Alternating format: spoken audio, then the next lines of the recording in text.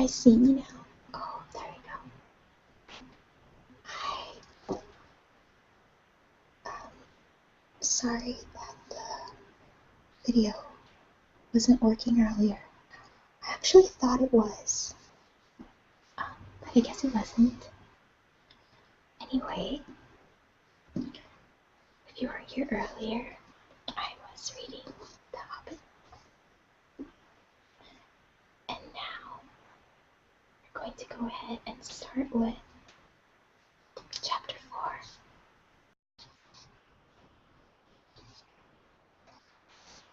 Called Over the Hill and Under the Hill. So if it's bedtime for you, then great. Go ahead and just get comfortable. Got a nice blanket, headphones, and prepare for a nice sleep. Okay. Chapter 4, Over Hill and Under Hill. There were many paths that led up into those mountains and many passes over them. But most of the paths were cheats and deceptions, and led nowhere or to bad ends. And most of these passes were infested by evil things and dreadful dangers. The dwarves and the hobbit, helped by the wise advice of Elrond and the knowledge and memory of Gandalf, took the right road to the right pass. Long days after they had climbed Addit Valley and left the last homely house miles behind, they were still going up and up and up. It was a hard path and a dangerous path, a crooked way and a lonely and long. Now they could look back over the lands they had left, laid out behind them far below. Far, far away in the west, where things were blue and faint, Bilbo knew there lay his own country of safe and comfortable things, and his little hobbit hole. He shivered. It was getting bitter cold up here, and the wind came shrill among the rocks, boulders too. At times came galloping down the mountainsides, let loose by midday sun upon the snow and passed among them, which was lucky, or over their heads, which was alarming. The nights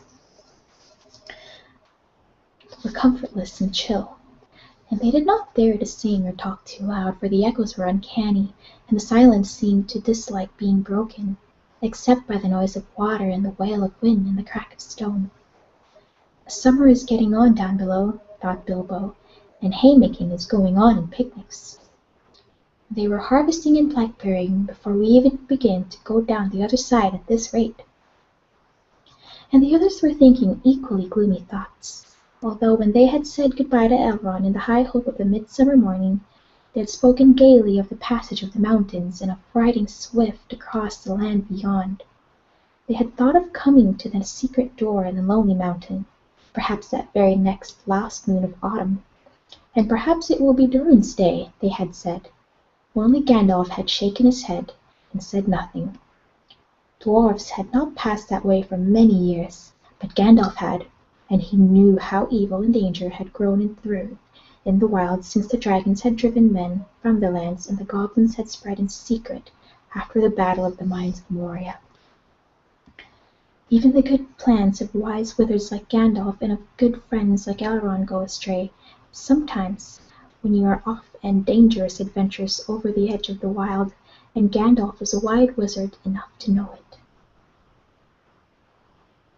He knew that something was unexpected might happen, and he hardly dared hope that they would pass without fearful adventures over those great tall mountains with lonely peaks and valleys where no king ruled. They did not. All was well until one day met a thunderstorm, more than 100 thunderstorms, a thunder battle. You know how terrific a really big thunderstorm can be down in the land and in a river valley, especially at times when two great thunderstorms meet and clash. More terrible still are thunder and lightning in the mountains at night, when storms come up from the east and west and make war. The lightning splinters on the peaks and rocks shiver, and great crashes split the air and go rolling and tumbling into every cave and hollow, and the darkness is filled with overwhelming noise and sudden light. Bilbo had never seen or imagined anything of the kind. They were high up in the narrow space, with a dreadful fall into a dim valley at one side of them. There they were, sheltering under a hanging rock for the night, and he lay beneath a blanket and shook from head to toe. When he peeped out in the lightning flashes, he saw that across the valley the stone giants were out, and were hurling rocks at one another for game, and catching them and tossing them down into the darkness, where they smashed among the trees far below, or splintered into little bits with a bang. Then came a wind and a rain, and the wind whipped the rain and the hail about in every direction, so that an overhanging rock was no protection at all. Soon they were getting drenched, and their ponies were standing with their heads down and their tails between their legs, and some of them were whinnying with fright. They could hear the giants guffawing and shouting all over the mountainsides. "This won't do at all," said Thorin. "If we don't get blown off or drowned or struck by lightning, we shall be picked up by some giant and kicked sky-high for a football." "Well, if you know of anywhere better, take us there," said Gandalf, who was feeling very grumpy and was far from happy about the giants himself. This picture.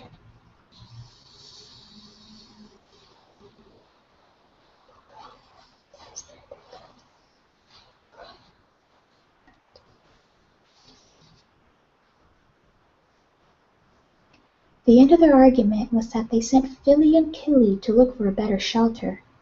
They had very sharp eyes, and being the youngest of the dwarfs by some 50 years, they usually got these sorts of jobs, when everybody could see that it was absolutely no use sending Bilbo. There is nothing like looking if you want to find something, or so Thorin said to the youngest dwarfs. You certainly usually find something if you look, but it is not always quite something you were after. So it proved on this occasion. Soon Fili and Kili came crawling back, holding onto the rocks in the wind. "We have found a dry cave," they said, "not far round the next corner, and ponies and all can get inside." "Have you thoroughly explored it?" said the wizard, who knew that caves up in the mountains were seldom unoccupied. "Yes, yes," they said, though everybody knew they could not have been long about it. They had come back too quick. "It isn't all that big, and it does not go far back." That, of course, is the dangerous part about caves. You don't know how far back they go, sometimes, or where a passage behind may lead to, or what is waiting for you inside. But now Fili and Kili's news seemed good enough. So they all got up and prepared to move. The wind was howling, and the thunder still growling, and they had a business getting themselves and their ponies along. Still, it was not very far to go, and before long they came to a big rock standing out onto the path. If you stepped behind, you found a low arch on the side of the mountain. There was just room to get the ponies through with a squeeze, when they had been unpacked and unsaddled. As they passed under the arch, it was good to hear the wind and the rain outside, instead of all about them, and to feel safe with the giants and their rocks. But the wizard was taking no risks. He lit up his wand, as he did that day in Bilbo's dining room that seemed so long ago, if you remember, and by its light they explored the cave from end to end. It seemed quite a fair size, but not too large and mysterious. It had a dry floor and some comfortable nooks. At one end there was a room for the ponies, and there they stood, mighty glad of the change, steaming and champing in their nosebags. Oin and Gloin wanted to light a fire at the door to dry their clothes, but Gandalf would not hear of it.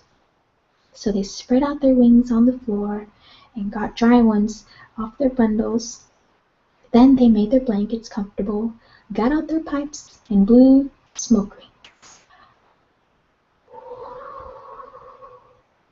which Gandalf turned into different colors and set dancing up by the roof to amuse them. They talked and forgot about the storm, and discussed what each would do with his share of the treasure, when they got it, which at the moment did not seem so impossible. and so they dropped off to sleep one by one. And that was the last time that they used the ponies, packages, baggages, tools, and paraphernalia that they had brought with them. It turned out a good thing that night that they had brought little Bilbo with them, after all, for somehow he could not go to sleep for a while, and when he did sleep, he had very nasty dreams. He dreamed that a crack in the wall at the back of the cave got bigger and bigger, and opened wider and wider, and he was very afraid, but could not call out or do anything but lie and look. Then he dreamed that the floor of the cave was giving away, and he was slipping, beginning to fall down, goodness where to. And that he woke up with a horrible start, and found that part of his dream was true. A crack had opened at the back of the cave, and was already a wide passage. He was just in time to see the last of the ponies' tails disappearing into it. Of course he gave a very loud as loud a yell as a hobbit can give, which is surprising for their size. Out jumped the goblins, big goblins, great ugly-looking goblins, lots of goblins, before you could say rocks and blocks. There were 6 to each dwarf at least, 2 even 2 for Bilbo, and they were all grabbed and carried through the crack before you could say tinder and flint, but not Gandalf. Bilbo's yell had done that much good. It had awakened him up wide in a splintered second, and when goblins came to grab him, there was a terrific flash like lightning in the cave, a smell like gunpowder, and several of them fell dead. The crack closed with a snap, and Bilbo and the dwarfs were on the wrong side of it. Where was Gandalf? Of that neither they nor the goblins had any idea, and the goblins did not wait to find out. They seized Bilbo and the dwarfs and hurried them along. It was deep, deep, dark, such as only goblins that have taken to living in the heart of the mountains can see through. The passages there were crossed and tangled in all directions, but the goblins knew their way, as well as you do to the nearest post office, and they went down, and it was most horribly stuffy. The goblins were very rough and pinched unmercifully, and chuckled and laughed in their horrible stony voices. And Bilbo was more unhappy even then when the troll had picked him up by his toes. He wished again and again for his nice bright hobbit hole, not for the last time.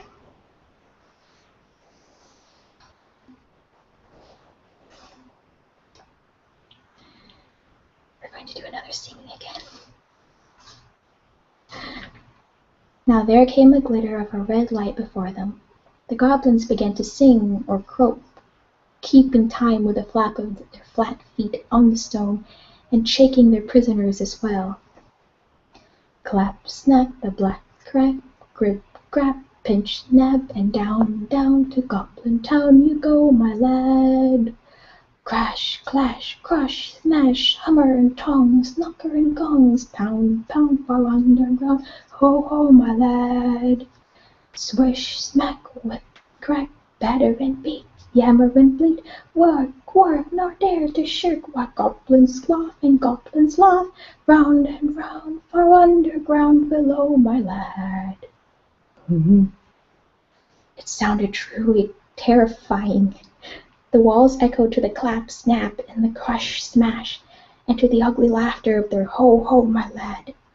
The general meaning of the song was only too plain, for now the goblins took out whips and whipped them with a swish, smack, and set them running as fast as they could in front of them, and more than one of the dwarfs were already yammering and bleating like anything, when they stumbled into a big cavern. It was lit by a great red fire in the middle, and by torches along the walls, and it was full of goblins. But they all laughed and stamped and clapped their hands when the dwarfs with poor little Bilbo at the back and nearest to the whips came running in, while the goblin drivers whooped and cracked their whips behind.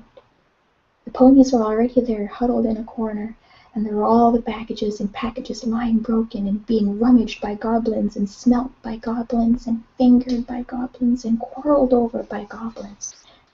I am afraid that was the last they ever saw of those excellent little ponies, including a jolly sturdy little white fellow that Elrond had lent to Gandalf, since his horse was not suitable for the mountain paths. For goblins eat horses, and ponies, and donkeys, and other much more dreadful things, and they were always hungry. Just now, however, the prisoners were thinking only of themselves. The goblins chained their hands behind their back and linked them all together in line and dragged them to the far end of the cavern, with little Bilbo tugging at the end of the rope. There in the shadows on a large flat stone sat a tremendous goblin with a huge head, and armed goblins were standing around him carrying the axes and the bent swords that they used. Now goblins are cruel, wicked, and bad-hearted. They make no beautiful things, but they make many clever ones. They can tunnel and mine as well as any but the most skilled dwarfs when they take the trouble, though they are usually untidy and dirty. Hammers, axes, swords, daggers, pickaxes, tongs, and also instruments of torture they make very well, or get other people to make to their design. Prisoners and slaves that have to work till they die for the want of air and light. It is not unlikely that they invented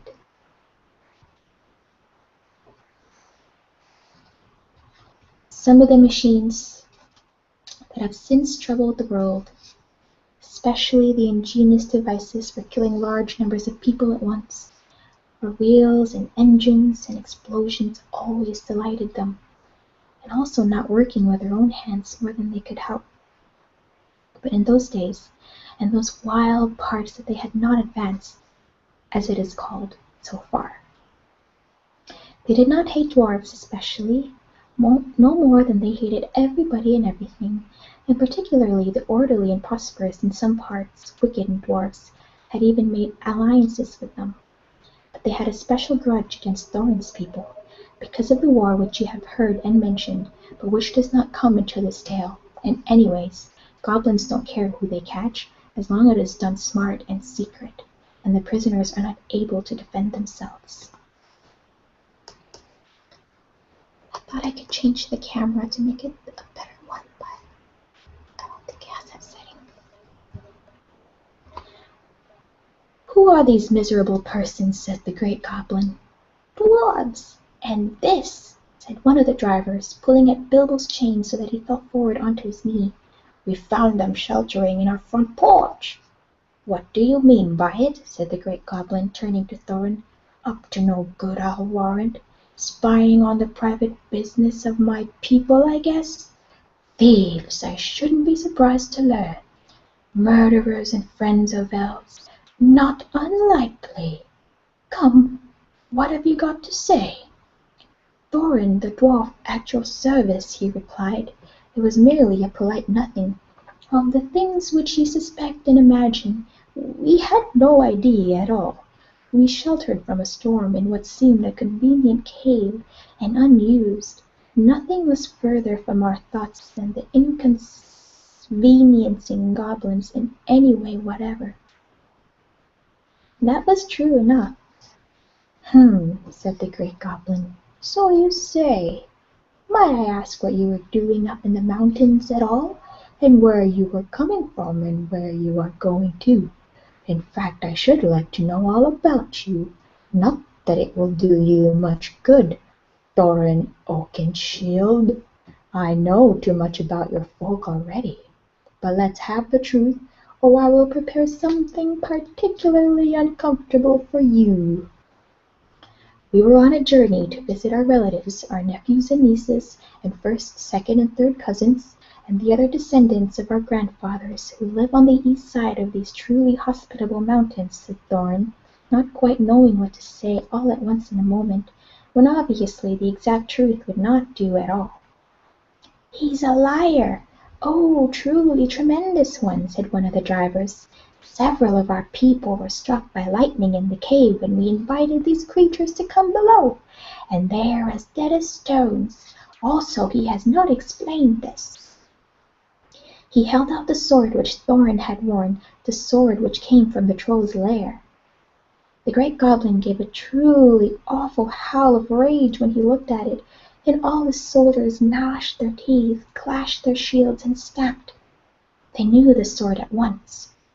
It had killed hundreds of goblins in its time, when the fair elves of Gondolin hunted them in the hills, or did battle before their walls. They had called it Orcrist, Goblin Cleaver, but the goblins called it simply Biter. They hated it and hated worse anyone that carried it. "Murderers and elf friends!" the great goblin shouted. "Slash them! Beat them! Bite them! Gnash them! Take them away to dark holes full of snakes, and never let them see the light again!" He was in such a rage that he jumped off his seat himself rushed at Thorin with his mouth open.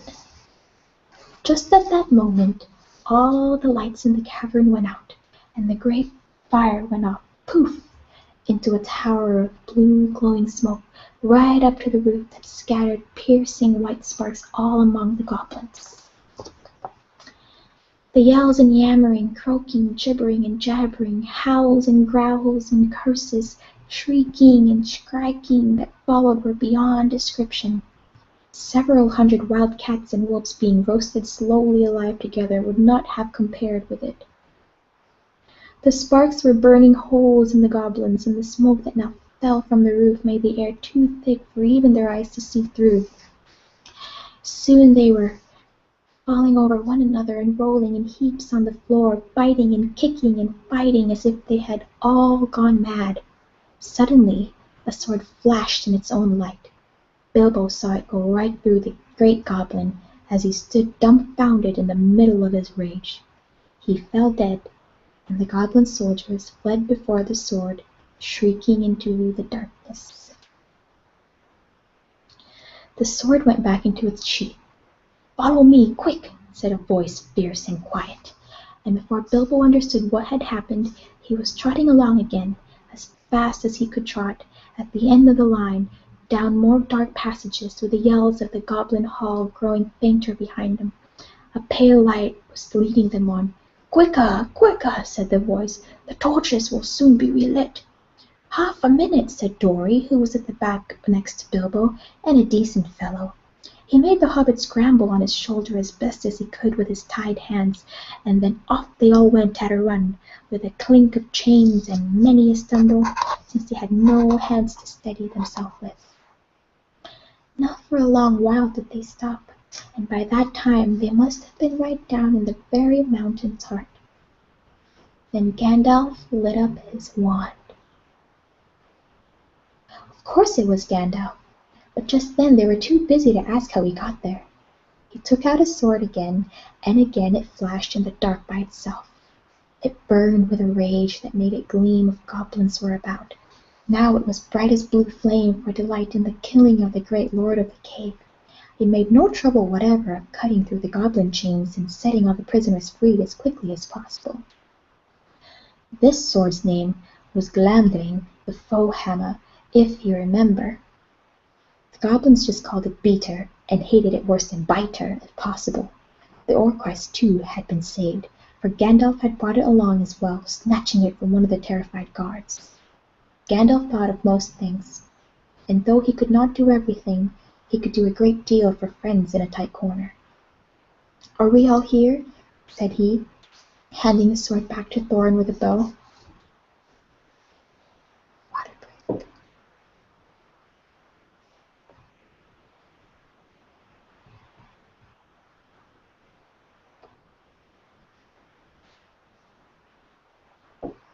Let me see. 1, that's Thorin. 2, 3, 4, 5, 6, 7, 8, 9, 10, 11. Where are Philly and Killy? Oh, here they are. 12, 13. And here's Mr. Baggins. 14. Well, well, it might be worse, and then again, it might be a good deal better. No ponies, and no food, and no knowing quite where we are, and hordes of angry goblins just behind. On we go." And on they went. Gandalf was quite right. They began to hear goblin noises and horrible cries far behind in the passages they had come through. That sent them on faster than ever, and as poor Bilbo could not possibly go half as fast, for dwarfs can roll along at a tremendous pace, I can tell you when they have to. They took it in turn to carry him on their backs. So goblins go faster than dwarves, and these goblins knew the way better. They had made the paths themselves and were madly angry, so that do what they could, the dwarves heard the cries and howls getting closer and closer. Soon they could hear even the flap of the goblin feet, many, many feet which seemed only just round the last corner. The blink of red torches could be seen behind them in the tunnel they were following, and they were getting deadly tired. "Why, oh why, did I ever leave my hobbit hole?" said poor Mr. Baggins, bumping up and down on Bumbo's back. "Why, oh why, did I ever bring a wretched little hobbit on a treasure hunt?" said poor Bumbo, who was fat and staggered along with the sweat dripping down his nose in his heat and terror. At this point Gandalf fell behind, and Thorin with him. They turned a sharp corner. "About turn!" he shouted. "Draw your sword, Thorin!" There was nothing else to be done, and the goblins did not like it. They came scurrying around the corner in full cry, and found Goblin Cleaver and Foe Hammer shining cold and bright right in their astonished eyes. The ones in front dropped their torches and gave one yell before they were killed. The ones behind yelled still more, and leaped back, knocking over those that were running after them. "Fighter and Peter!" they shrieked, and soon they were all in confusion, and most of them were hustling back the way they had come. It was quite a long while before any of them dared to turn that corner. By that time the dwarfs had gone on again, a long, long way, on into the dark tunnels of the goblins' realm. When the goblins discovered that, they put out their torches, and they slipped on soft shoes, and they chose out their very quickest runners, with the sharpest ears and eyes. They ran forward as swift as weasels in the dark, and with hardly any more noise than bats. That is why neither Bilbo, nor the dwarfs, nor even Gandalf heard them coming, nor did they see them. But they were seen by the goblins that ran silently up behind, for Gandalf was letting his wand give out a faint light to help the dwarfs as they went along. Quite suddenly, Dori, now at the back again carrying Bilbo, was grabbed from behind in the dark. He shouted and fell, and the hobbit rolled off his shoulders onto the blackness, bumped his head on hard rock, and remembered nothing more.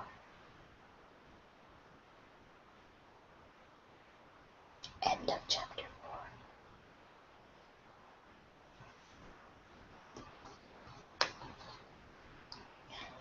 I hope you guys find this video well. And hope it helped paint a picture on your imagination. But I don't hope you have bad dreams about goblins imprisoning you. Thanks for staying, and see you guys at another video. Have a good night or day. See you later.